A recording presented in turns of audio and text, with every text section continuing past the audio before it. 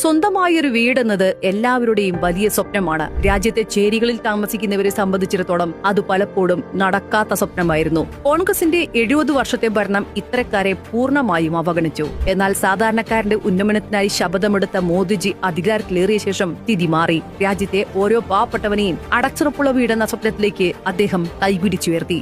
4 കോടി കുടുംബങ്ങളുടെ വീടെന്ന സ്വപ്നമാണ് മോദി സർക്കാർ സാക്ഷാത്കരിച്ചിരിക്കുന്നത്. ഇതവർക്ക് മെച്ചപ്പെട്ട ജീവിതം നൽകും. സുരക്ഷിതമായ വീടിന്റെ തണലിൽ കുട്ടികൾ ലക്ഷ്യങ്ങൾ സാക്ഷാത്കരിക്കും. വലിയ ഉയരങ്ങൾ കീഴടക്കും. രാജ്യത്തിന്റെ കരുത്തുറ്റ ഭാവിയായി അവർ വളരും. രാജ്യത്തെ പാവപ്പെട്ട ജനങ്ങളുടെ ആവശ്യങ്ങൾ ഓരോന്നും നിറവേറ്റുന്നതിനാണ് മോദി സർക്കാർ പ്രഥമ പരിഗണന നൽകുന്നത്. വികസനത്തിന്റെ ഫലം ഓരോരുത്തരിലേക്കും എത്തിക്കാൻ അദ്ദേഹം ശ്രമിക്കുന്നു. വികസിത ഭാരതം എന്ന വലിയ ലക്ഷ്യത്തിലേക്ക് ഭാരതം ചുവടുവെക്കുന്നത് ഇങ്ങനെയാണ്.